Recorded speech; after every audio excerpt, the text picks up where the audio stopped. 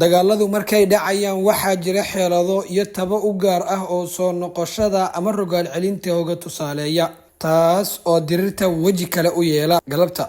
London waxaa ka dhacay wax u muuqday inaysan u wanaagsanin koox hardan ugu jirto horyaalka habarna lagu harqinayo labada dhinac way kala qaybsadeen ciyaarta qolo kastana qaybteeda ayay si gaar ah isugu muujisay sidii ay uga faa'iideysan lahayd Arteta iyo wiilashiisu qaybtii hore ee ciyaarta waxay ka dhigeen meel ay ku diyaar garoobayaan ilaa ay taageerayaashu moodaan in aysan ciyaar toos ahayn tani oo saddex ayay qaybtii hore dhaliyeen waa cajiib in kulan London derby ah oo sida noqdo oo wajigiisa koobaad saadaalin lala aado Tottenham oo aan dab yar shidaynin waxa ay qaybtii labaad cabsi iyo walaac ku beertay Arsenal oo ay 2 gool ka dhalisay wax kasta ayaa suurtagali lahaa laakiin waqtiga oo yara awgi Arsenal guul ayay gaartay wana guul ay ku lafadirirtay Arsenal oo leh 80 dhibcood 35 kulan oo ay ciyaartay hadda si ku meel gaar ah ay horyaalka u lalminaysa City guusheedu haday bislaato